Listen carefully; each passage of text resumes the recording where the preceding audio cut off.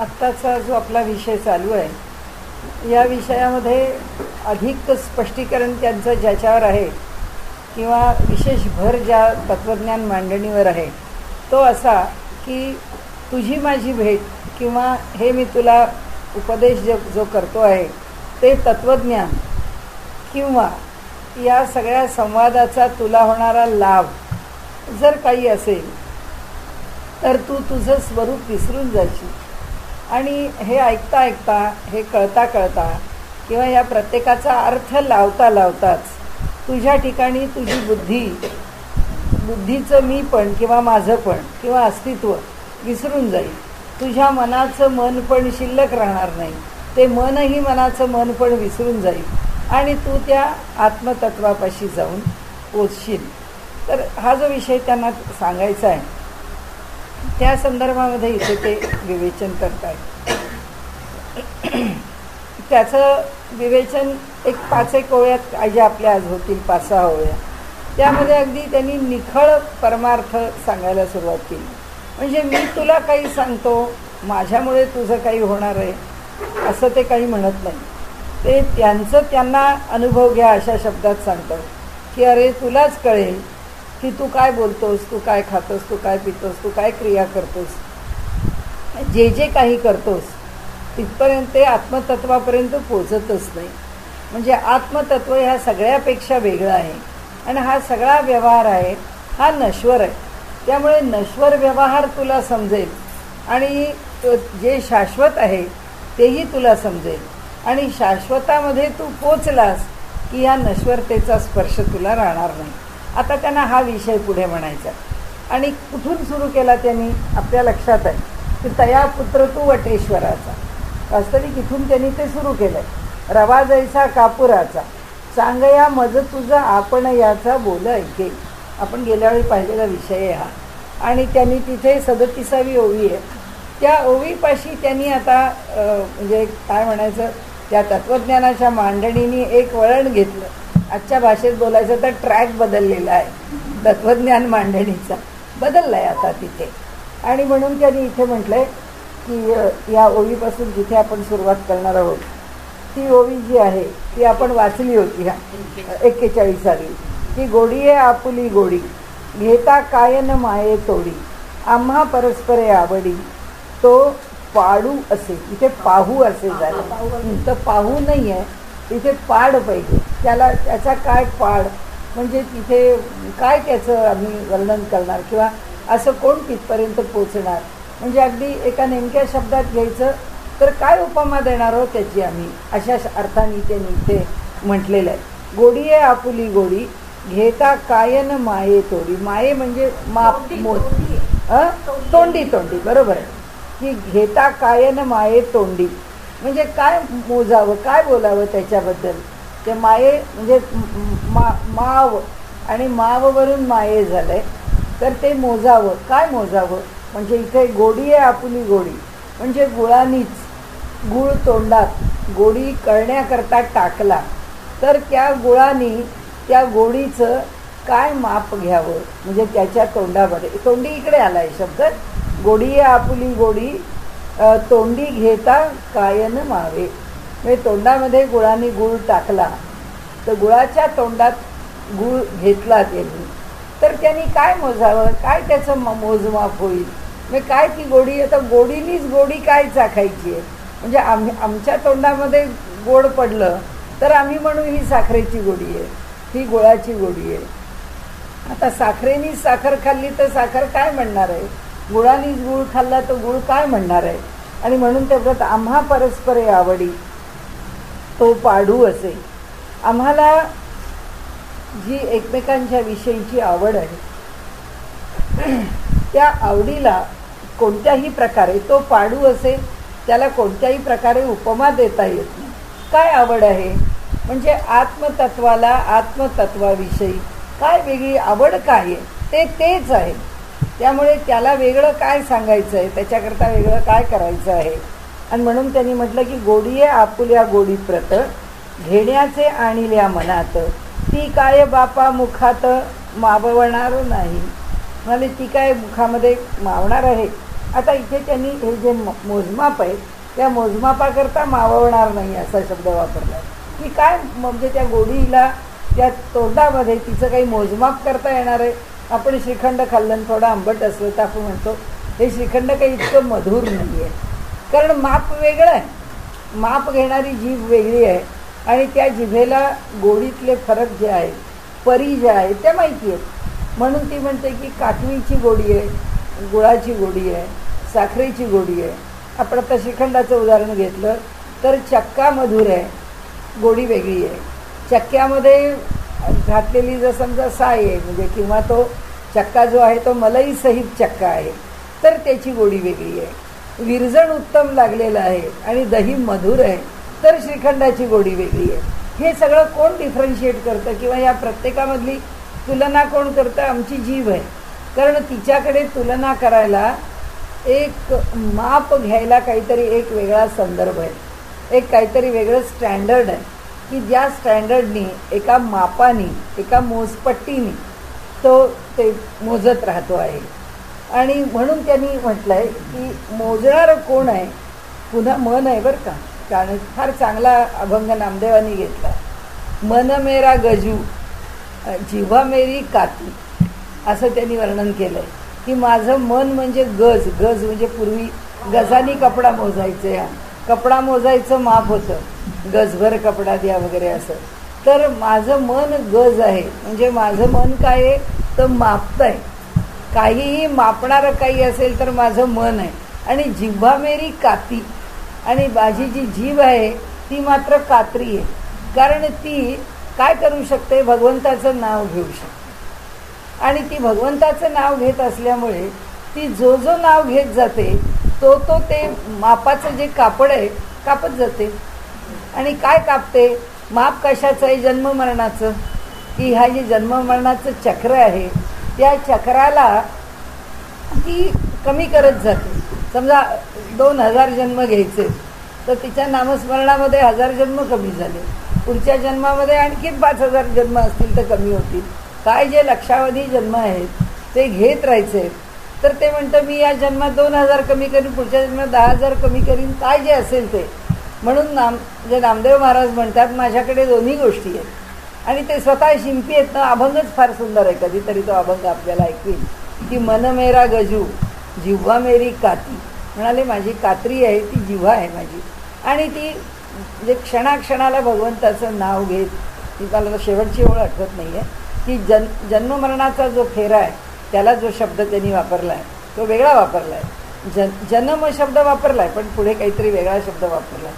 आणि त्यांनी म्हटलं की त्याला कमी करत जाण्याकरता हे मन सारखं मापत राहतं आणि जे जन्माचं कारण करून ठेवतं ते माझी जिव्हा नामस्मरण करून ते काम कमी करत जाते.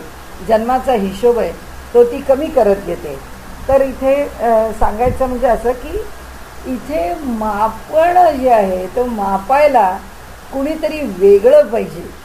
मापणाऱ्याच्याकडे संदर्भ वेगळा पाहिजे, त्याच्याकडे सापेक्षतेने पाहायला काहीतरी एक खरं म्हणजे संदर्भ पाहिजे की त्या संदर्भाशी निगडीत हे स्वीकारायचं का ते स्वीकारायचं असं पाहिजे. आता इथे काय होतं? इथे कुठलाही संदर्भ नाही, कारण ते गोडी गुळाची, खाणार गुळच. त्या गुळाने कशाच्या संदर्भामध्ये मापावं? कारण तोच स्वतः गोड आहे आणि खाल्लेला गुळ आहे. म्हणून ते म्हणतात की गुळाच्या तोंडामध्ये त्याची गोडी काय मावणार, म्हणजे ती काय मोजमाप करणार? तिच्याकडे मोजमाप होणं शक्य नाही. आणि म्हणून ते म्हणतात इथे की काय बापा मुखात माववणार नाही. तिचं मापन त्या मुखामध्ये घेतलेल्या गोडीने त्या गुळाच्या गोडीला करता येणार नाही. तेवी तुझ्या माझ्या आवडीचा संबंध येणेपरीच साचा हा नुसता बोलण्याचा व्यवहार आहे. त्याचप्रमाणे तुझ्या माझ्यामधलं जे प्रेम आहे किंवा आवड आहे ती कशी मोजणार? कारण तूही मोजू शकत नाही, मी मोजू शकत नाही, कारण दोन्ही आत्मतत्वच आहेत. त्या आत्मतत्वाच्या ठिकाणी वेगळेपण काही नाही. त्यामुळे त्या आत्मतत्वाला त्याच्याच ठिकाणी एकाला ज्ञानदेव म्हणून आणि एकाला चांगदेव म्हणून तो जो खेळ करतो आहे किंवा तो जो आनंद मिळवतो आहे तो आनंद हा त्याचा आहे. तू काय मी काय, आपण काय मापणार. म्हणून तेवी तुझ्या माझ्या आवडीचा संबंध येणे परीच साचा. याच्यासारखाच आहे. गुळाने गुळाची चव पाहावी याच्याच सारखं आहे इथे, की तू मला आवडतं म्हणावं किंवा मला तुझी आवड आहे म्हणावं, हे त्याच्या म्हणण्यासारखं आहे. हा नुसता बोलण्याचा व्यवहार आहे. हे नुसतं बोलण्याकरता आहे की गुरुची शिष्यावर कृपा आहे, शिष्याला गुरुविषयी आदर आहे. हे फक्त बोलण्याची भाषा आहे. काय म्हणाले, गुरु वेगळा आहे का शिष्य वेगळा आहे, चांगा वेगळा आहे का ज्ञाना वेगळा आहे, कोणी वेगळं नाही आहे म्हणाले. म्हणजे गोडीने आपली गोडी घेण्याची धरली आवडी, हीच बापा परिपाडी परस्परे होत असे. म्हणाले ह्याचा अर्थच असं झाला की गोडीनेच गोडीला चाखण्याची इच्छा केली आणि त्यामुळे हे घेण्याची धरली आवडी, हीच बापा परिपाडी. म्हणाले हे जे आहे हे पार पडणं परस्परे होत असे. हा जो व्यवहार आहे ते एकमेकांच्या विषयीची गोडी वाटणं, म्हणजे गुळानी गुळाची गोडी घेणं, हा फक्त एक व्यवहार झाला. कसा, बोलण्याकरता. कारण हा वाचारंभणम विकारो नामधेय, पुन्हा आपण जे आत्तापर्यंत बोलत आलो तेच. बोलायचं आहे, शब्द आहेत म्हणून बोलतो आहोत. ती गुळानी गुळाची गोडी चाखली, हे शब्द आहेत म्हणून शब्दांनी आम्हाला जे वाटतं आहे ती वाक्यरचना करतो आहोत आणि त्या वाक्यरचनेमधून काहीतरी मांडायचा प्रयत्न करत आहोत. वास्तविक ह्याला काही वास्तव नाही, याला काही प्रत्यक्ष स्थिती नाही, हे काही प्रत्यक्ष घडणार नाही. पण आम्ही आपले शब्द आहेत म्हणून हे आहे असं म्हणतो. आणि म्हणून ते म्हणतात का की गोडी इच्छी ज्या गोडीस, की तिच्याच ठाई समरस, म्हणून नुपजे आस गोडी सती तिच्याची. हा व्यवहार कुठून आला म्हणाले, उगीच आपला आम्ही म्हटला म्हणून आला. नाहीतर म्हणाले ह्या जे आपल्या घरामध्ये मूल लहान असतं तेव्हा जो एक अगदी मुलाला अडचणीत टाकणारा प्रश्न अगदी लहानपणापासून पुष्कळ मोठं होईपर्यंत विचारला जातो, तुला कोण आवडतं, आजी आवडते काय. अरे आता त्या पोरांनी काय उत्तर द्यावं. आजी आवडते म्हणता येत नाही, आई आवडते म्हणता येत नाही, त्याला सगळेच आवडत असतात. तसं ज्ञानेश्वर महाराज म्हणतात, जसं ते मूल त्याची गडबड होते काय म्हणावं ते त्याच्या ठिकाणी विचार गोंधळून जातं, मग ते काहीतरी उत्तर देतं, मग ते काहीतरी लॉजिक लावतं. आणि दुसरं एक चांगल्या अर्थाने नाही पण वाईट अर्थाने, पूर्वी तरी, आता हल्ली असं कोणी म्हणत नाही, पण पूर्वी काय ती बोलण्याची पद्धत होती माहीत नाही, की त्या लहान मुलाला लहानपणी म्हणायचे, तू काही आमच्या घरचा नाही आहेस, तुला आम्ही कोंड्यावर विकत घेतलं. त्या बिचाऱ्याला कोंड्यावर विकत घेतलाय म्हटलं की त्या मुलाला वाटायचं मग माझं अस्तित्व काय, मी कुणाचा, माझं कोणतं बिचारा इतका कावरा वावरा व्हायचा की ज्या बोलण्याला काही अर्थच नाही आहे. अशा बोलण्याने दोन माणसांच्या मनामध्ये एक भावना उत्पन्न करणं, कोणती न कोणती तरी. ज्ञानेश्वर महाराज म्हणतात अशी अगम्य जी भावना आहे ना, ती अगम्य भावना आहे की मी म्हणावं ज्ञानदेवानी की मला चांगदेव आवडतो, किंवा चांगदेवानी म्हणावं की मला ज्ञानदेव आवडतो, कुणी म्हणावं की मला कोणाच्या विषयी प्रेम, म्हणजे ज्ञानदेवानी चांगदेवाना. तेव्हा काही विषयच येत नाही, कारण एकच आत्मतत्व आहे. कोण चांगदेव, कोण ज्ञानदेव, कोण कुणाला आवडतं म्हणणार, कोण कुणाला नावडतं म्हणणार, हा विषयच नाही आहे म्हणाले. आणि म्हणून ते इथे म्हणतात पुढे, सोन्यानेच आपला सोनेपणा जरी पहावया जावे जाणा, तरी त्याने त्या ठिकाणा काय पाहावे. सोन्याने कुणाला पाहावं, कुठे पाहायला जावं, कसं पाहावं, हे मुळीचं वाचारंभणं. आपल्याला ह्या सगळ्या तत्त्वज्ञानामध्ये आपण पहिल्यापासून अमृतानुभवापासून जे म्हणतोय, आपल्याला हेच उपनिषदामधलं एक वचन लक्षात ठेवलं पाहिजे की वाचारंभणं विकारो नामधेयः. म्हणाले जेव्हा नामरूपात्मक ही जी प्रकृती आहे ती सगळीकडे जी पसरून राहिलेली आहे, त्या प्रकृतीला जाणायला गेलो की आम्ही त्याला नाव देतो. आपल्याकडे ना फार चांगले छोटे मोठे संस्कार आहेत, पण त्या सगळ्या संस्कारांच्या मध्ये ना हे तत्त्वज्ञान आहे. मूल जन्माला आलं, पूर्वी घरामध्ये सुईण येत असे आणि मुलाचा जन्म होत असे. मुलाचा जन्म झाल्याबरोबर त्याच्या वडिलांनी त्याच्या कानामध्ये वाक वाक वाक असं 3 वेळा सांगायचं की वाणी वाणी वाणी, की वाणीशिवाय आता हे दुसरं काही नाही. हे जे जग आहे हे सगळ्या जग आहे ते शब्दांनी युक्त आहे. आणि एवढं बोलून झालं की लगेच वडिलांनी त्या मुलाच्या कानामध्ये एक नाव सांगायचं असतं. ते नाव गुप्त असतं, ते नाव फक्त वडिलांना माहीत असतं. आणि नंतर ते नाव केव्हा मुलाला माहीत होतं, त्याच्या मुंजीच्या वेळी. आणि मुंजीच्या वेळी त्याला ते नाव सांगितलं जातं की बाबा रे, हे मी तुझं गुप्त नाव ठेवलेलं होतं. म्हणजे गुप्त कशा करता? नामकरण विधी लौकिकामध्ये मूल जन्माला आलं म्हणून लौकिकात त्याचा नामकरण विधी होईल आणि मग ते सगळ्या जगाला नाम आणि रूप, ह्या देहाला हे नाव आहे असं तेव्हा त्याच्यावर संस्कार होईल. पण जन्माला आला, रूप आहे आणि नाम नाही, असं चालत नाही. हे तत्वज्ञान. आता इथे हे कर्म आहे. मुलाचं नामकरण करणे हा संस्कार वेगळा आणि जन्मलेल्या मुलाला गुप्त नाव देणं, मुलाला मुलीला गुप्त नाव देणं ही भूमिका वेगळी. गुप्त नाव देणं तत्वज्ञान आणि लौकिकामध्ये त्याचं बारसं करणं हा व्यवहार, हा संस्कार आहे. म्हणजे त्याला नामाशिवाय ठेवत नाहीत. जन्माला आला, रूप आहे पण रूपाला नाम नाही, चालत नाही. रूपाला नाम पाहिजे. हे तत्वज्ञान की जे रूप आहे त्याला नाम आहेच. आणि म्हणून बारीक सारीक गोष्टीत आहे आपल्याकडे, इतक्या लहान लहान गोष्टी आहेत ज्याच्यामध्ये त्यांनी विचार केलेला आहे की याला काय काय दिलं गेलं पाहिजे, कसं कसं दिलं गेलं पाहिजे, केव्हा केव्हा त्याच्यामध्ये उगीच आपलं काहीतरी यांच्यामागे एक संस्कारांचं लचांड लावून द्यायचं अशी त्याच्या मागची भूमिका नाही आहे. म्हणजे सगळ्या मौंजीबंधनाचा अर्थसुद्धा जर आपण बघत गेलो ना तर इतका सुंदर आहे की दीक्षासुद्धा देताना मुलाला अशीच दीक्षा आहे की ते आचार्यांनी दीक्षा द्यायची आहे, वडिलांनी आचार्य शोधायचा आहे, आचार्याचं क्वालिफिकेशनसुद्धा दिलेलं आहे. आता काय होतं, आता कुठे गुरू कुठे गुरुकुल पद्धती की राहिली नाही. म्हणून त्याच्यामध्ये आम्ही प्रजापतीचे पुत्र आहोत, तर आम्हाला प्रजापतींनी निर्माण केलं. आता त्या प्रजापतीशी आमचा संबंध कसा राहायचा, कारण तो आमचा पिता आहे आणि पित्याने आम्हाला निर्माण केलं आहे. त्या पित्याशी आम्हाला चांगले संबंध राखायचे आणि कायम राखायचे. का? कारण त्याचीच कृपा व्हायला पाहिजे आमच्यावरती. तो आमचा पिता आहे, त्यांनी आमच्यावर कृपा केली तर आमचं आयुष्य चांगलं चालेल. आणि म्हणून त्याच्याशी जोडलेलं जे बंधन आहे ते बंधन हे यज्ञोपवीत आहे आणि त्या यज्ञोपवीतावरती त्या प्रजापतीला ठेवलं आहे. तर यज्ञोपवीतावर त्याला त्या ठिकाणी मंत्रांनी अभिमंत्रित करून त्या एकेका गाठीवरती जे ठेवलेलं आहे ते त्याच्याकरता ठेवलं की तू आता आमचं रक्षण करायचं आहेस, तू आता आमचं रक्षण करायचं आहेस. त्यांनी काय काय निर्माण सांगण्याचा हेतू असा आहे की इथे ही लौकिकातली जी गोष्ट आहे त्याच्यामध्ये सगळं आहे ना, त्याच्यामधली सगळी जी भिन्नता आहे ती आपल्याला कळते. आणि म्हणून त्यांनी इथे सांगितलं की गोडी इच्छी ज्या गोडीचं तिच्याच ठाई का समरस, बरोबर चालली ना उभी, हां, का की गोडीचं इच्छी ज्या गोडीचं ती तिच्याच ठाई समरस, म्हणून नुपजे आस गोडीस ती तिच्याची.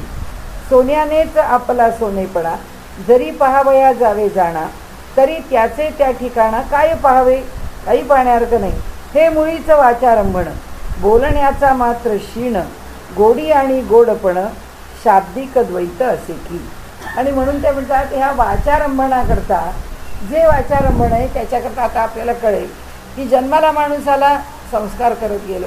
धर्माच्या पातळीवरती त्या वाचारंभणाचा विचार आहे, तत्त्वज्ञानाच्या पातळीवरती वाचारंभण कुठे आणि आमची मर्यादा कुठे ही त्यांनी स्पष्ट करून सांगितली.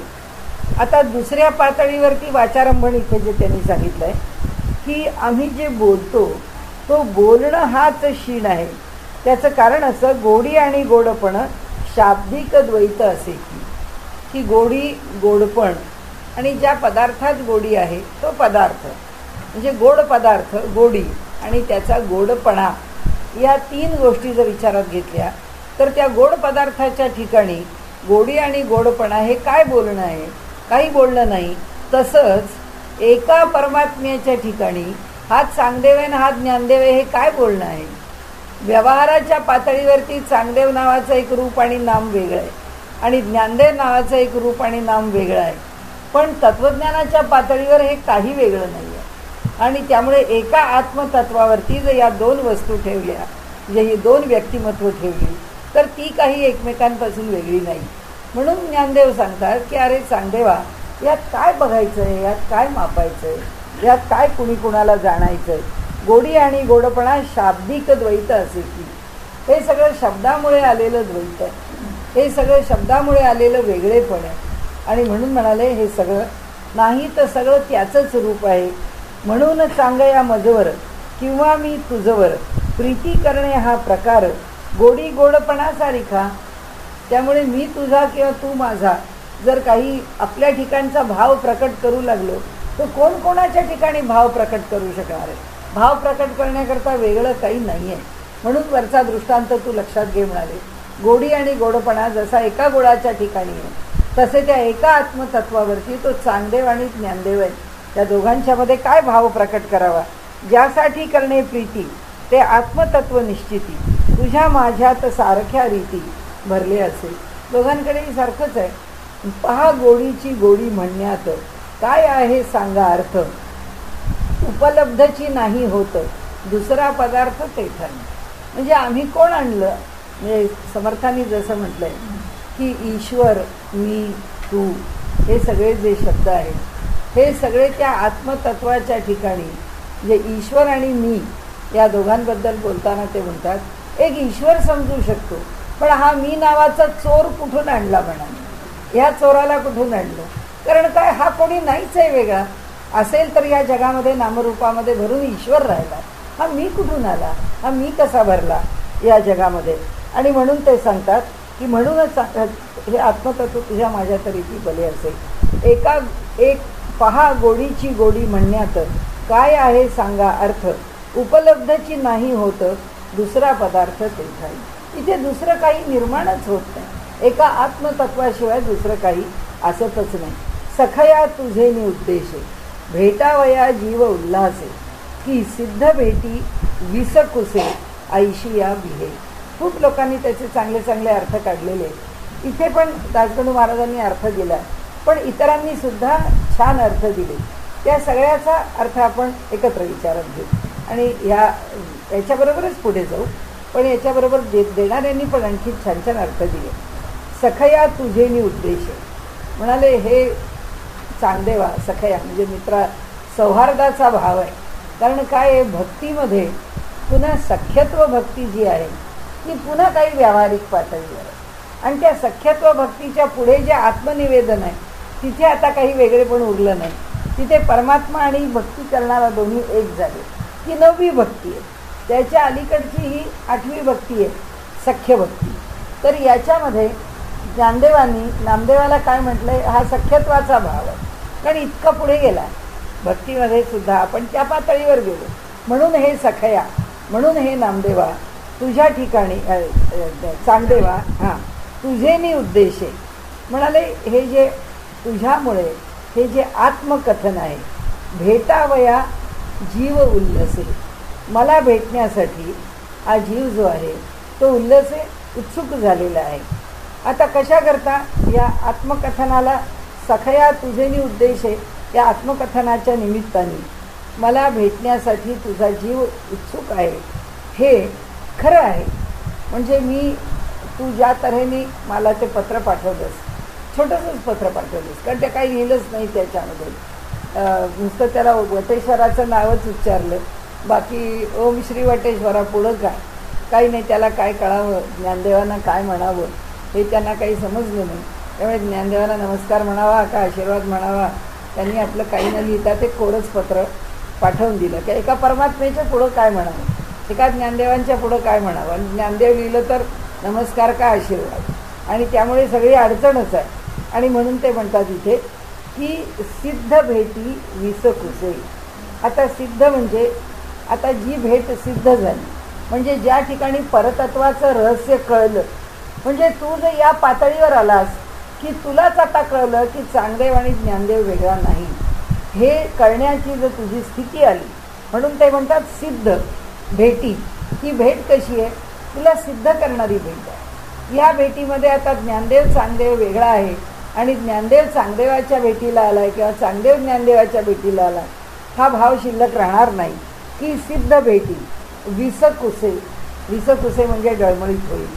तुझं जे अंतःकरण आहे ते डळमळीत होईल का, की ज्या क्षणी तुझं वेगळेपण संपुष्टात येतं आहे याची तुला 100% जाणीव होईल. जाणीव म्हणजे ज्ञान, आणि ते यथार्थ ज्ञान आहे. आपण म्हणतो ना की मला त्याची जाणीव झाली. आपले सगळे व्यवहारात ते शब्द घासून गुळगुळीत आहेत, पण सगळी आपली भाषा तत्त्वज्ञानावर होईल.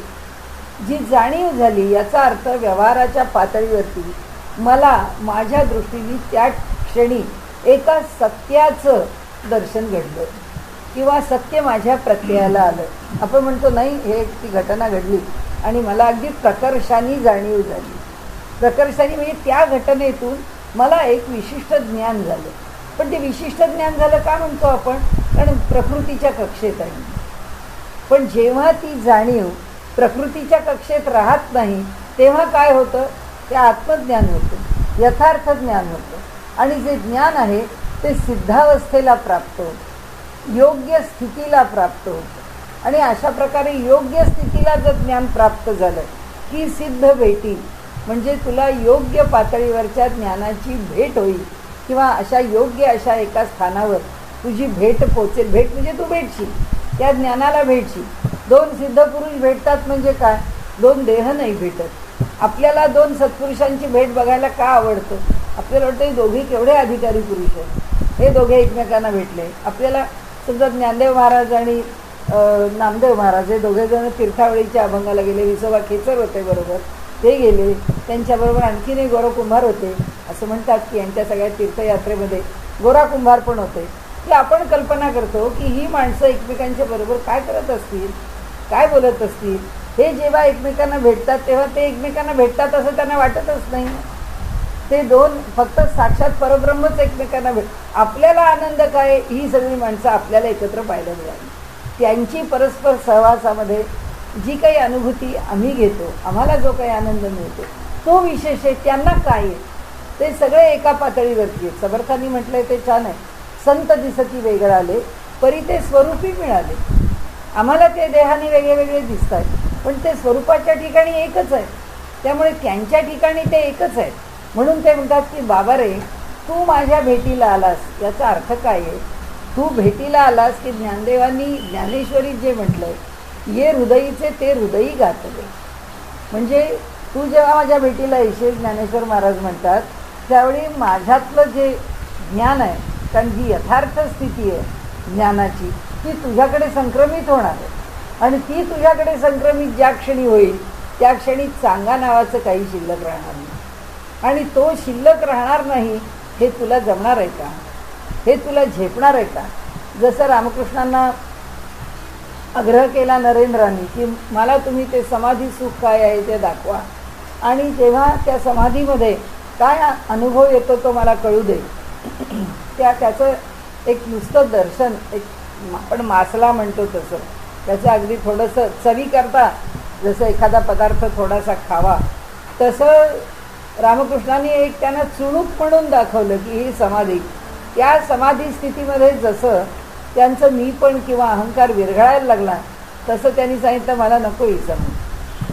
कारण आपलं वेगळेपण हे सुटणं ते धैर्य लागतं त्याला. म्हणून आपल्याकडे उपनिषदांनी आत्मज्ञानी पुरुषांना ते धीरा असं म्हणतात की ते धीर पुरुष आहेत, ते धैर्यवान पुरुष आहेत की ज्यांना आपलं अस्तित्व पूर्णपणे निघून गेलं, विरघळून गेलं, नष्ट झालं, तरीसुद्धा ते त्या परमात्म्याच्या स्वरूपामध्ये राहण्या इतके परिपक्व झालेले ज्ञानाने. आणि म्हणून इथे ते म्हणतात अरे चांगदेवा सिद्ध भेटी. अनेक अर्थाने तो शब्द एका सिद्ध पुरुषाच्या भेट. त्यांना त्यांच्या तोंडाने स्वतःला सिद्ध पुरुष म्हणायचं नाही आहे, पण शब्द असे योजले गेलेले असतात की त्या शब्दांचे आपल्याला अर्थ काढता येतात नाही.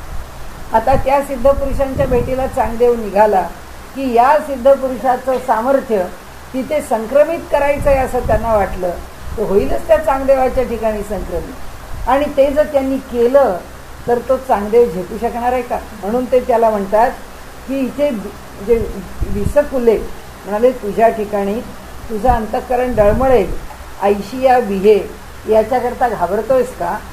म्हणजे माझ्या भेटीला आल्यानंतर तुझं तू पण विरघळून जाईल आणि तुझं अस्तित्व शिल्लक राहणार नाही. याकरता तुझं मन ह्या भेटीला किंवा ह्या प्राप्तीला डळमळत आहे का? हे मिळावं असं तुला वाटतंय का वाटत नाही?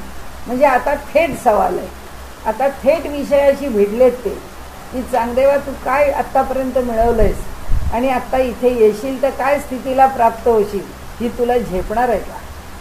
आणि हे तुला स्वीकारता येणार आहे का? म्हणून ते म्हणतात, हे चांगदेवा सखया उल्हासे जीव भेटाया. मला फार वाटतंय तुला येऊन भेटायला. कुणा गुरुला वाटत नाही की आपला शिष्य आपल्याला उराउरी भेटावा, कारण तो शहाणा झाला तर प्रत्येक गुरुला पाहिजेच आहे.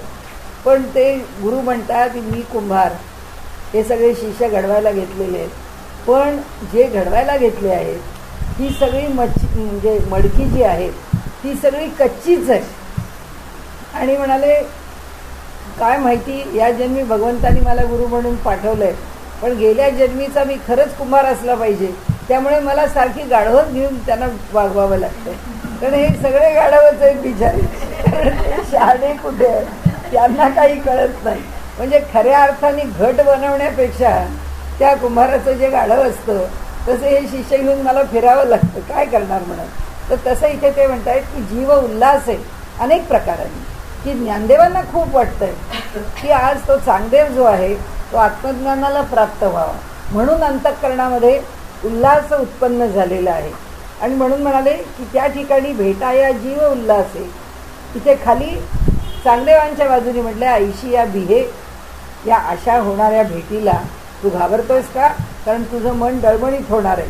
हे चांगदेवा सखया उल्हासे जीव भेटाया, परिसिद्ध भेटी होईल वाया, म्हणून भय वाटते.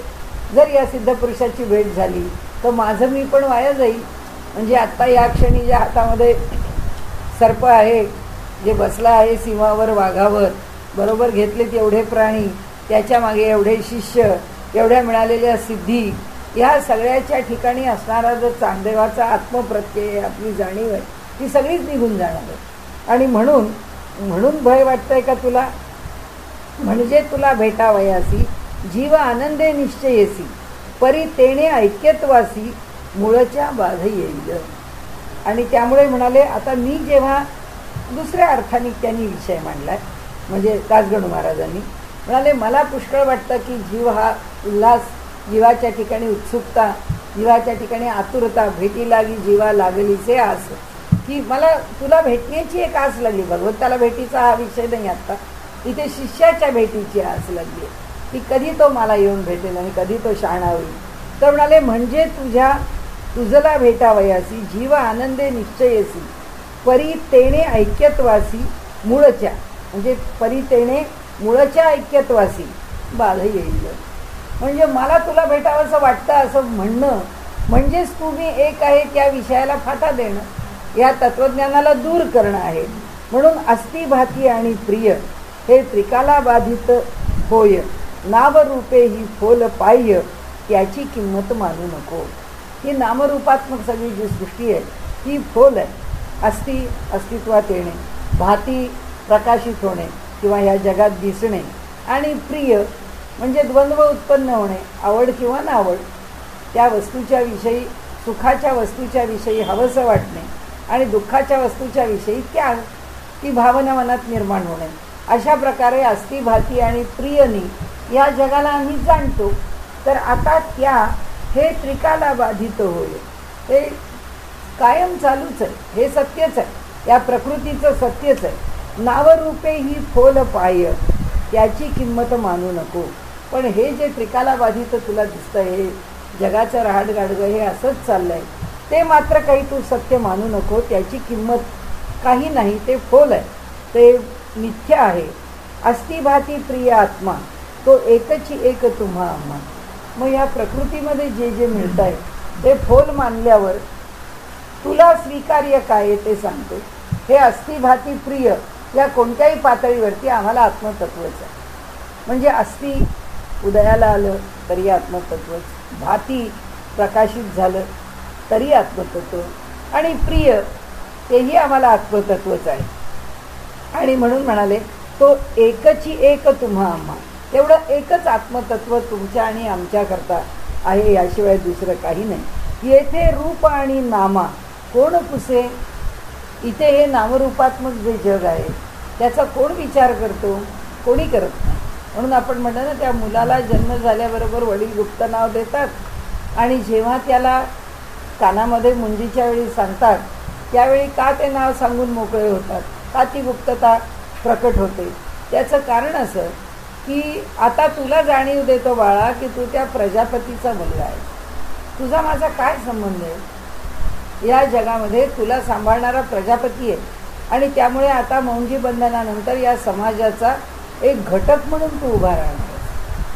आता तुला मी काय करीन तो माझा तुला पाठिंबा आहे, पण तुला घडवत पुढे नेणारा जो आहे कृपा करून तो तुझा खरा पिता प्रजापती आहे. त्यामुळे त्याच्याकडे तू जा.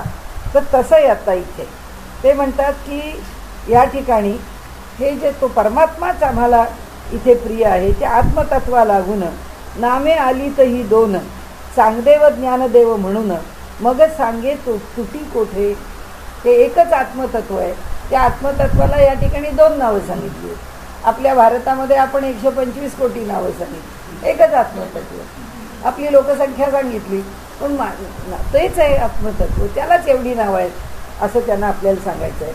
आता नामरूप मानून बरवे, जरी येऊन भेटावे, तरी मग सहजची मुकावे लागेल की आत्मतत्व.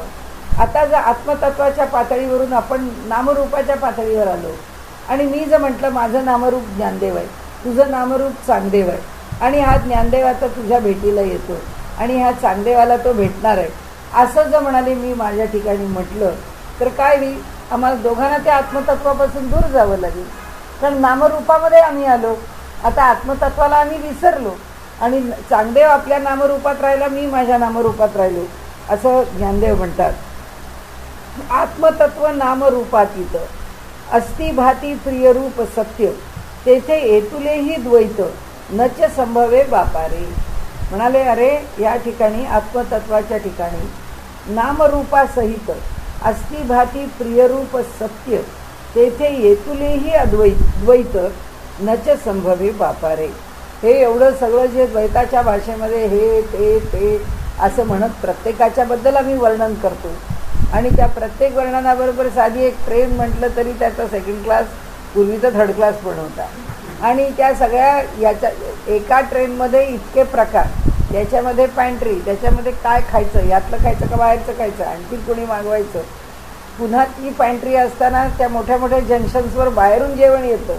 म्हणजे किती प्रकारांनी एका भोजनाकरता मनुष्य नामरूपाच्या परी पाहतो आणि त्याच्यातून निवड करतो आणि पुन्हा आपल्या घरचा डबा आहे तो असतोच.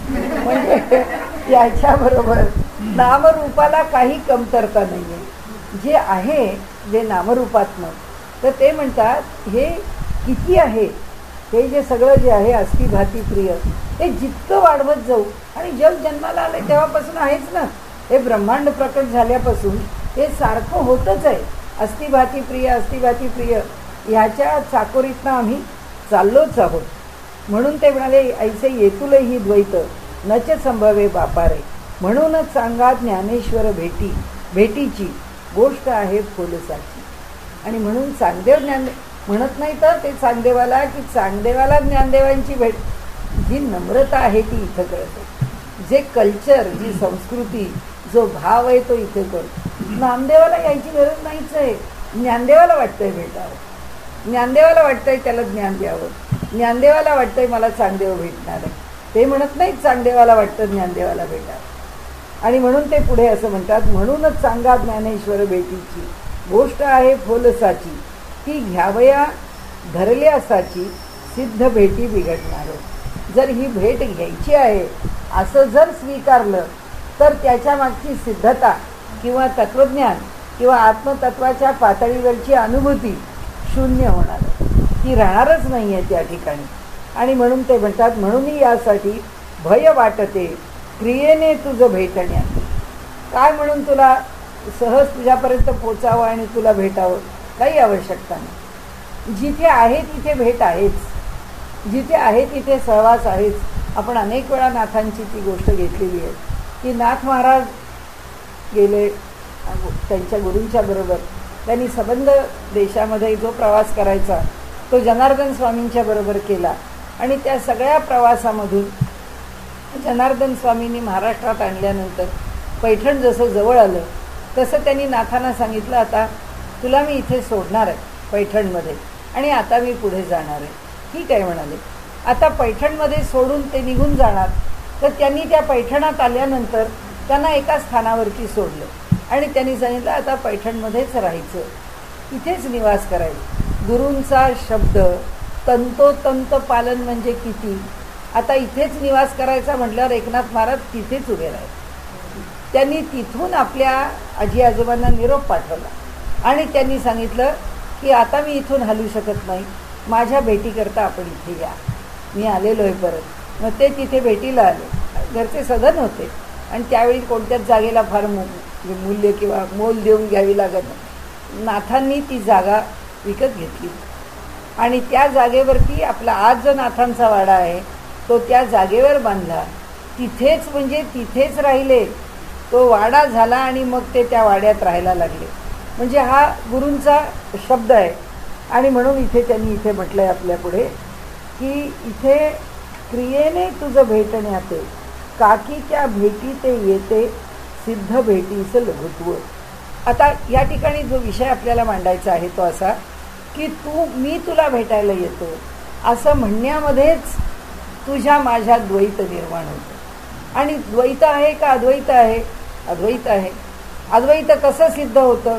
ह्या स्थितीमध्ये जेव्हा द्वैतात व्यवहार करावा लागतो.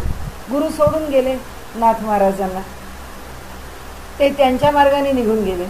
नाथ महाराजांनी हे सगळं वाडा वगैरे बांधला, त्या वाड्यामध्ये राहायला लागले. रोज सकाळी पुराण सांगायचे, संध्याकाळी सकाळी प्रवचन कोणता ना कोणता तरी विषय निरूपणाला घेत असतील आणि सकाळचं प्रवचन चालत असे. शांत, हाताची हालचाल नाही, चेहऱ्याची हालचाल नाही, वाणीमध्ये चढ उतार नाही. एक धीर गंभीर व्यक्तिमत्वच धीर गंभीर होतं नाथांचं. शांतपणाने त्यांचं प्रवचन चालत असे. एके दिवशी नाथ सारखे आपल्या मांडीवरती हात चोळत होते. त्या लोकांना असं वाटलं काय झालं नाथांना आज. त्यांची कुठेही हालचाल नसते, प्रवचन सुरू झालं म्हणजे झालं. आणि आज नाथ सारखे त्यांचा जे धोतर आहे त्या धोतरावरून ते हात फिरवत आहेत आणि सारखं त्या ठिकाणी चोळत आहेत. त्या माणसाला असं वाटलं का ऐकणाऱ्या श्रोत्याला प्रवचन झालं आणि तो जवळ आला. म्हणाले महाराज तुमच्या पायाला काही त्रास होतोय का? तुम्ही सारखे पायाला हात लावत होतात, तुम्हाला काही दुःख नाही? नाही काही नाही काही नाही. खूप वेळा त्यांनी विचारलं, त्यांनी काही नाही काही. तो म्हणाला मी काही जाणार नाही, काय झालंय तुम्हाला मला सांगा. नाथ महाराज म्हणाले अरे कशाला या भानगडीत पडतो? नाही म्हणाले मला असं वाटतंय तुम्हाला काहीतरी त्रास आहे. काही त्रास नाही आहे म्हणाले. मग काय झालं?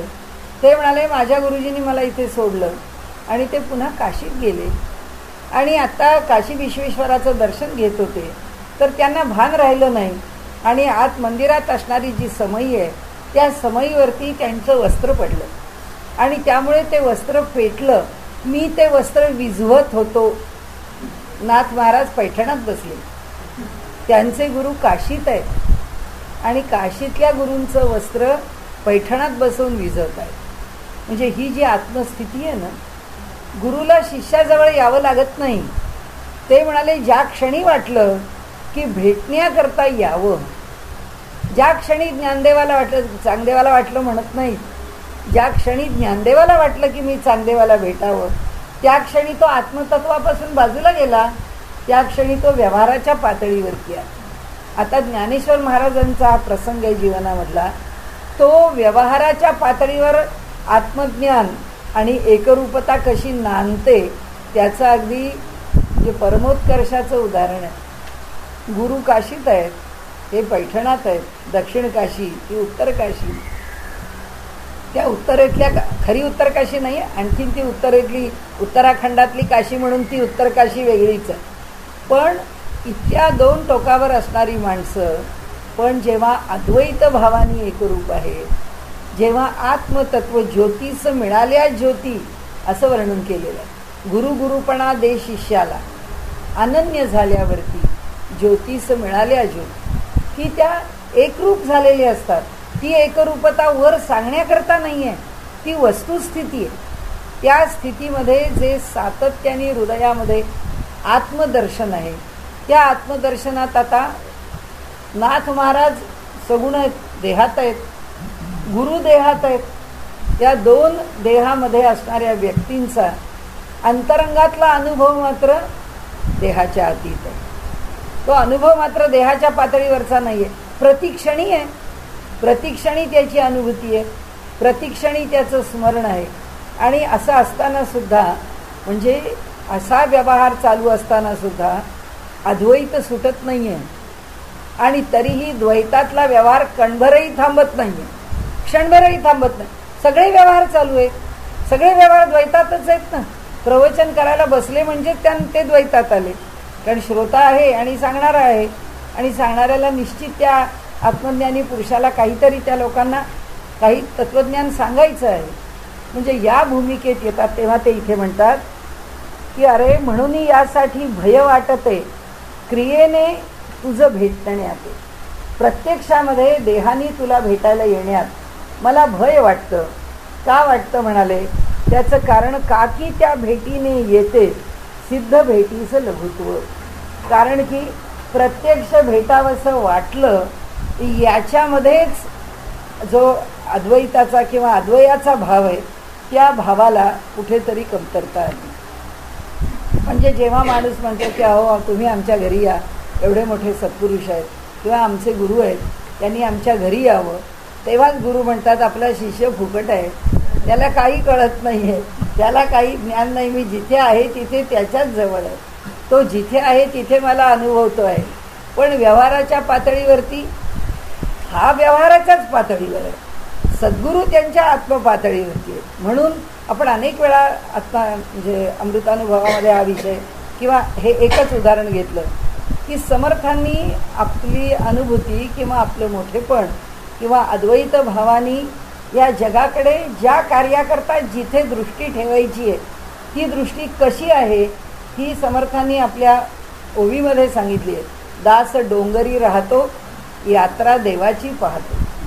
म्हणाले यावं लागत नाही समर्थाला डोंगर सोडून, तो गिरीकपारीमध्येच राहतो, पण यात्रा देवाची पाहतो. तुम्ही तिथं काय करता आहात उत्सव, ते म्हणाले त्या डोंगरात बसून त्यांना कळतंय की कल्याण काय करतो आहे आणि बाकीचे काय शिष्य करतायत.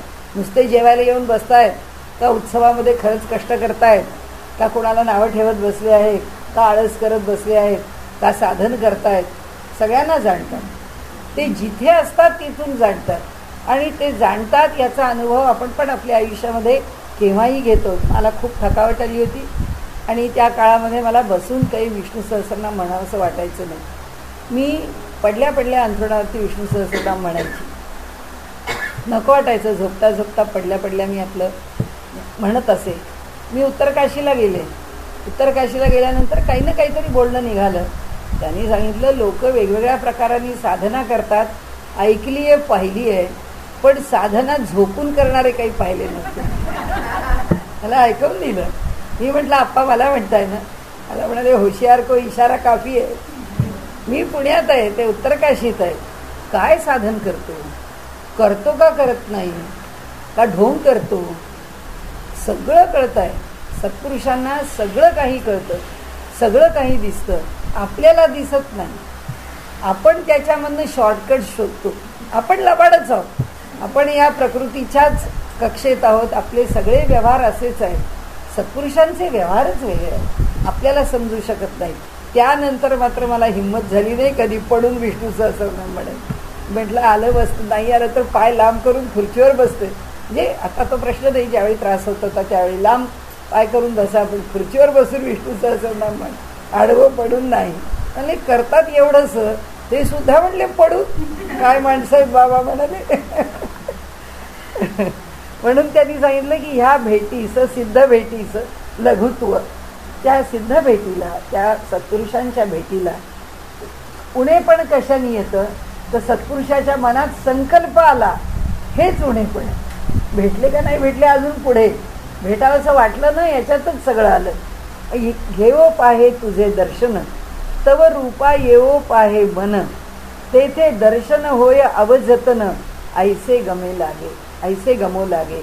म्हणाले घेवो पाहे तुझे दर्शन, जी तुझ्या दर्शन घेण्याची या ज्ञानदेवाच्या ठिकाणी उत्सुकता निर्माण झाली.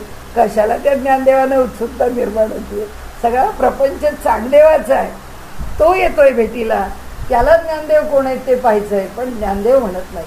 हे जे मोठ्यांचं मोठेपण आहे ना, ते खरं ह्या तत्त्वज्ञानाचं माधुर्य आहे की हे आम्हाला व्यवहारामध्ये समजलं. साधी गोष्ट असते. आमच्या पूर्वीच्या संस्कारांमधून लोक इतके चांगले तयार झालेले असत की आपण घटना विसरू शकत नाही. माझ्याकडे तबल्याच्या साथीला म्हणून माझे गुरुजी यायचे, ते तबला वाजवायला आणि मी हार्मोनियम वाजवायचे. आम्ही ते साथीला येऊन बसायचे, पण त्यांना फार एक चांगली आवड होती. ते स्वतः दीनानाथ मंगेशकरांच्या कंपनीमध्ये होते. जेव्हा त्यांची नाटक कंपनी होती तेव्हा वसंत बापूजी देसाई त्यांचं नाव, आणि ते त्यांच्या कंपनीमध्ये तबल्याला होते आणि या संगीत नाटकामध्ये ते तबला कंपनीचेच नोकर म्हणूनच त्यांच्याबरोबर राहिलेले होते. पुढे ती कंपनी बंद पडली, मग मुंबईत आले. मग नंतर मुलगा अमरनाथला होता, तर अंबरनाथहून मग पुण्याला आले. मुलाची त्या भाच्याची बदली झाली म्हणून मग इथे पुण्यात यायचे. तर थेट पिंपरी चिंचवडहून जे यायचे ते पुण्यात यायचे आणि पुण्यात यायचे ते जिमखान्यावर. दोनच बाजूला त्यांची साथीची घरं होती. एक म्हणजे सरस्वतीबाई राणे इथे सुवर्णरेखा चौकात यायचं, आणि दुसरं म्हणजे आमच्या चिरमुले, त्या आमच्याजवळ राहायच्या, म्हणजे यांच्या गंधर्वांच्या शिष्य कुमार गंधर्वांच्या, त्या तिथे आमच्याजवळ राहायच्या. या दोघांच्या करता. आणि मग त्याच्यामध्ये असे आमच्यासारखे कुणीतरी जे असायचे त्यांना परीक्षेला बसणारे आपले साथीला यायचे घरी. तर आपल्याकडे तो कुत्रा होता, तो जरा तिखट होता. चांगली सवय झालेली आहे, मला काही माहीत नाही. आणि काय त्यांना त्रास दिला, काय झालं. गुरुजी 8 दिवस काही आले, असं होणंच शक्य नाही. ते आलेच नाही पिंपरीहून. म्हटलं काय झालं गुरुजींना, तर काही कळलं नाही काय झालं. तर तो आमचा पांडुरंग मुखडे तबला वाजवणारा, तोही त्यावेळी तिकडून यायचा. आता तो चंदनगरला राहतो. तर मी त्यांना फोन केला, म्हटलं अहो तोही आमच्या भागातला राहणार आहे तिकडचा.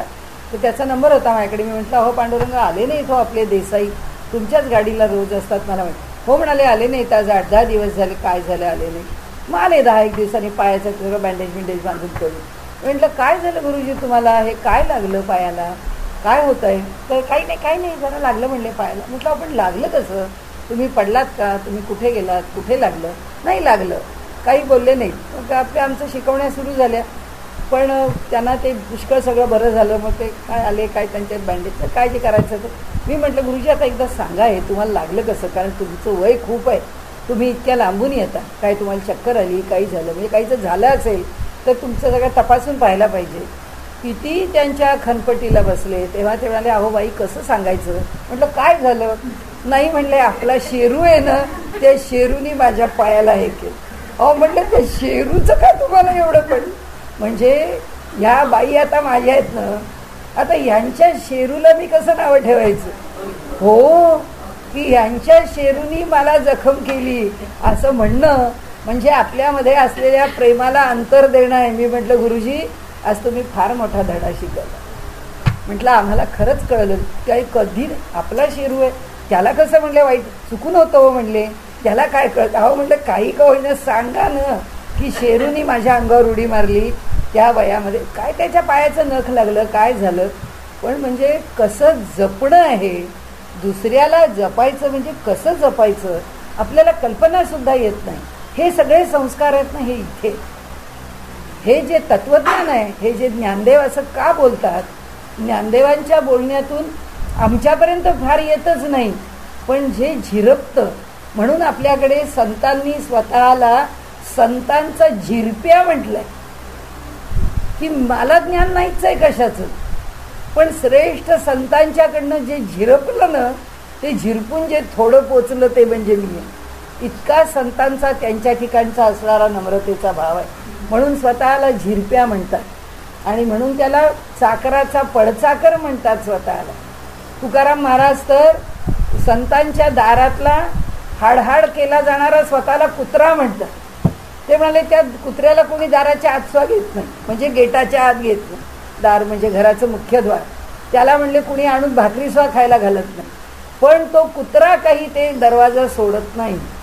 तसा म्हणले संतांचा कधी दरवाजा सोडायचा नाही. कुणी हाडहाड केलं तरी दाराच्या बाहेर तर हाकलत नाहीत ना, दरवाजाच्या बाहेरून तर त्यांना हाकलता येत नाही, तिथंच बसायचं. तर ही जी आमच्याकडे लोकांच्या मध्ये ते ज्याला भावनिक जी उदात्तता आहे किंवा त्याच्यामध्ये येणारी जी परिपक्वता आहे, त्यातली जी सूक्ष्मता आहे, त्यातली जी भावनाशीलता आहे ती इतकी सहज येत नाही. आपण किती ठिकाणी पाहतो की लोक ज्या पद्धतीने करतात त्या पद्धतीने त्यांच्या वागण्यातलं एक जे मोठेपण आहे ते ह्या संस्कारातून आलेलं. मला काय माहिती, मला काय वाटत नाही, माझं मत आहे, मी स्वतंत्र आहे. अरे हे बोलायला काय लागतं, काही लागत नाही. भगवंतानी तोंडात जीभ दिली आहे, वाचारंभण विकारो नामधेय. पुन्हा तेच आहे की वाचारंभण आहे, बाकी दुसरं काही नाही. आणि म्हणून ते इथे सांगतात की हे बघ म्हणाले, तेथे दर्शन होय अवजतन. म्हणाले त्या ठिकाणी दर्शन झालं, आपण एकमेकांना जर भेटलो तर जतन म्हणजे जपून ठेवणे आणि अवजतन म्हणजे टाकून देणे, कारण त्या जतनाच्या विरुद्ध झालं अवजतन. म्हणून ते म्हणतात तेथे दर्शन होय अवजतन, ऐसे गमो लागेल. तुला लागेल म्हणाले असं जाणवायला. काय जाणवायला लागेल? माझ्या दर्शन भेटीनंतर आत्तापर्यंत तू तुझं जे भिन्नत्व जपलं आहेस ते सुटून चाललं आहे असं तुला जाणवायला लागेल. म्हणून ते म्हणतात तेथे दर्शन होय अवजतन, ऐसे गमो लागेल. असं तुला वाटायला लागेल की अरे आता ह्या भेटीमध्ये काही खरं नाही आहे, आता हा चांगा काही चांगा राहत नाही, त्या चांग्याचं चांगापण संपणार आहे. आणि म्हणून घेवो पाहे तुझे दर्शन. म्हणाले बुद्धी समजते माझी, माझ्या बुद्धीत किती नम्रतेचा म्हणजे कळस आहे. कुठे ज्ञानदेवांची बुद्धी आहे, कुठे ती कार्यकारी आहे. ज्ञानदेव त्या आत्मतत्वाच्या पातळीवर आहे. जे काही त्यांच्या मुखातून बाहेर पडेल ते सगळं त्या परमात्म्याचं स्फुरण आहे. देह हे त्याचं माध्यम आहे. कोणा ज्ञानदेव नावाच्या व्यक्तीच्या ठिकाणी त्यांची म्हणून बुद्धी शिल्लक आहे. पण इथे ते म्हणतात घेवो पाहे तुझे दर्शन. म्हणाले माझी जी बुद्धी आहे ती तुला पाहू इच्छिते. तव रूपा येवो पाहे मन. माझी बुद्धी तुझ्यापर्यंत येऊ पाहते, माझं मन तुझ्याकडे येण्याची इच्छा करतं. म्हणजे माझ्या मनात वृत्ती निर्माण होत आहे तुला भेटावं अशी. तव रूप येवो पाहे मन. मग म्हणाले काय होईल? तेथे दर्शन होय अवजतन, ऐसे गमो लागेल. म्हणजे तुझ्या भेटीची इच्छा माझ्या मनावरती हल्ला करतीये. ज्याला मन नावाची गोष्ट नाही आहे, जे कुठेतरी दडून निघून गेलं आहे, त्या कोपऱ्यातून त्याला शोधून आणून त्याच्यावरती वृत्ती नावाचा हल्ला कोण करत आहे? तर म्हणाले हा माझा विचार करतो की तुला मी भेटावं हे जे माझ्या मनात येत आहे. तेथे दर्शना होय अवजतन. तिथे काय होणार आहे? हे जे दर्शन आहे किंवा हे जे जाणवणं आहे किंवा हे दर्शन नावानी बुद्धी आहे, तेथे बुद्धीला दर्शना होय अवजतन. तिथे बुद्धी दूर फेकली जाईल, तिथे बुद्धी शिल्लक राहणार नाही. तुझ्या दर्शनाकरता लालायित झालेली जी बुद्धी आहे ती बुद्धी जी आहे ती शिल्लक राहणार नाही. अवजतन कोणाची होईल? माझी होईल नाही, तुझी होईल. कारण त्यांची काय व्हायची आहे? त्यांनी स्वतःची स्थिती तर फार खाली उतरली आहे आधीच सांगून ठेवले. पण म्हणाले आता माझ्या भेटीनिकडे वरच म्हणाले ना, घेव पाहे तुझे दर्शन तव रूपा येऊ पाहे मन. म्हणजे माझ्या ठिकाणी आता मी जो होतो पहिला सिद्ध पुरुष ते सिद्ध पण नाही राहिलं. इच्छा उत्पन्न झाली अंतःकरणामध्ये, मी संपलोय. पण आता तुला संपावं लागणार आहे. बघ बाबा आता अडचण तुझी आहे. तेथे दर्शना होय अवजतन, ऐसे गमो लागे. सांग देवा तव दर्शन, घ्याया जो इच्छी माझे मन. तोच ते आत्माकार होऊन बैसतसे. आणि ते आत्माकार झालिया, भेटी व्यवहार ते खाया. सर्वांशी आहे वाया, ऐसे वाटू लागत. फार सुंदर स्पष्टीकरण आहे दासगणू महाराजांचं आहे. त्यांचं एकूणच टीका फार सुंदर आहे 65 वरची, पण हे फार सुंदर आहे. त्या वरच्यावरती सुद्धा म्हणजे माऊलींच्या ओळीला आपण जसं म्हणतो ना अगदी एकमेकांना भिडून एखाद्या ठिकाणी शब्द येतात, तसे माऊलींच्या शब्दांना दासगणू महाराजांचे शब्द भिडलेत. अगदी परस्पर एकमेकांशी बरोबरी करणारे शब्द झाले. चांगदेवा तव दर्शन, घ्याया जो इच्छी माझे मन. ज्या क्षणी मनामध्ये तुझ्या भेटीची इच्छा माझ्या मनात निर्माण होते तोच ते आत्माकार होऊन बसत असे. कारण तुला भेटायचं म्हणजे कुणाला भेटायचं? आत्म्यालाच भेटणार आहे मी. पण त्यांची ज्ञानाची स्थिती आहे. म्हणजे कसं आहे बघा, एका ओळीत ज्ञानदेवांनी ज्ञानी पुरुषाचा व्यवहार सांगितला आहे की ज्ञानी पुरुष व्यवहार करतो, आमच्याशी बोलतो, अगं हे काय केलंय, खारट करून ठेवलंय सगळं, तुला चव पाहिजे का केलेल्या मला दिलेल्या पदार्थाची. आपण म्हणतो बघा एवढे मोठे सत्पुरुष आपल्यासारखेच असतात, आपल्याला वस्तू खारट त्यांनाही खारटच लागते. म्हणजे आत्मज्ञानी असले तरी त्यांची पण चव गेलेली नसते. आपल्याला बरं वाटतं की आम्हाला श्रीखंड आवडतं, त्यांनाही श्रीखंड आवडतं. म्हणजे त्यांनाही आवड निवड आहे, आमच्यासारखेच आहेत ते, काही फार फरक नाही आहे. झालं असेल देवाचं दर्शन. म्हणजे मनुष्य तो कसा आपल्यासारखा आहे हाच विचार करतो, त्याच्यापेक्षा वेगळा करत नाही. ज्ञानदेव म्हणतात व्यवहार करतो सत्पुरुष, व्यवहार करतो संत, पण व्यवहार समोरच्या व्यक्तीशी करतो जेव्हा भगवंत त्या पुतनेचा उद्धार करतो किंवा भगवंत जेव्हा कंसाचा वध करतो तेव्हा भगवंत वध आहे असं म्हणत नाही, कारण आत्मतत्वाच्या पातळीवरती केलेला व्यवहार आहे. मग त्या उद्धवाला भेट दिली काय, अर्जुनाला आपला सखा म्हटलं काय, किंवा पुतनेचा वध केला काय, दोन्ही एकच आहे. आत्म्याच्या पातळीवरती त्यांना एकच आहे. म्हणून ज्ञानदेव म्हणतात की माझ्या मनाने भेटीची इच्छा केली, ही ओवी कुणाकरता, आमच्याकरता. कारण चिकित्सका करता कुठे ज्ञानेश्वर महाराजांचं कुंडलिनी योग आहे आणि हे ज्ञानेश्वर महाराज आमच्यासारखे इच्छा करतायत, म्हणजे कुठे आले ज्ञानेश्वर महाराज, अरे अरे त्यांचं अधःपतन झालं का, नाही म्हणाले झालं. आणि त्यावर जे दासगणू महाराजांनी वक्तव्य केलं किंवा ते भाष्य केलं फार सुंदर आहे. ते म्हणाले असं का म्हणते माऊली, असं म्हणते याचं कारण असं आहे की म्हणाले तोच ते आत्माकार होऊन बसत असं. त्यातलं जे आपण गूढ अर्थ किंवा इम्प्लाइड मिनिंग म्हणतो ना, ते त्यांनी बाहेर काढलं. ते म्हणाले काय असं म्हणाले, कारण असं आहे की चांगल्या देवाला भेटायचं, चांगा भेटणार म्हणजे काय होणार, आत्मतत्वच भेटणार. मी कुठे त्या आत्मतत्वापासून दूर गेली. म्हणजे त्यांनी आम्हाला सांगितलं की सत्पुरुषाच्या ठिकाणी अमुक एक करावं ही जी उत्पन्न झालेली वृत्ती आहे, ती वृत्तीसुद्धा ज्ञानदेवाची नाही आहे, ती वृत्तीसुद्धा आत्मतत्व आहे.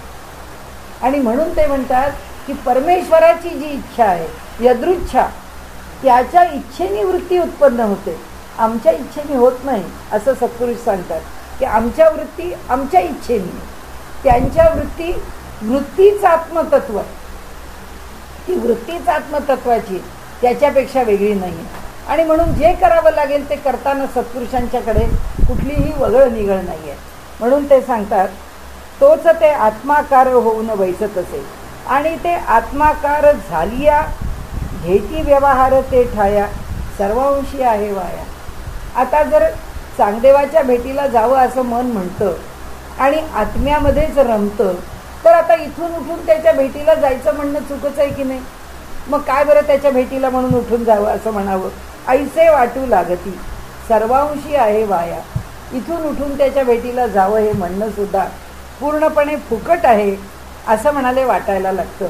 आणि म्हणून त्यांनी असं म्हटलं आहे की 2च ओव्यांनी त्याचं निरूपण केलेलं आहे. थांबूचं 2च ओव्यांनी त्याचं निरूपण केलेलं आहे. पण त्या निरूपणात त्यांनी म्हटलं आहे इथे की अशा प्रकारे मनातली भावना निर्माण होते, काही करी बोले कल्पी, का न करी न बोले न कल्पी, ये दोही तुझ्या स्वरूपी न घेती उमसू. हे पुढच्या वेळी पाहू आपण. पण तिथे असं आहे, काही करी बोले कल्पी, काहीही बोलणं किंवा न बोलणं, काहीही कल्पना करणं किंवा न करणं, हे दोन्ही जे भाव आहेत ते तुझ्या स्वरूपामध्ये उत्पन्नच होत नाही. म्हणजे इथे सुद्धा दासगणू महाराजांच्या जी निरूपण आहे त्या निरूपणाची एक कमाल आहे. त्यांनी जे ज्ञानदेवानी वर म्हटलं आहे ते जे स्पष्ट करणं आहे ते फार सुंदर ह्या ओवीमध्ये स्पष्ट केलेलं आहे. त्याचा भावार्थ आपण पुढच्या वेळी बघू.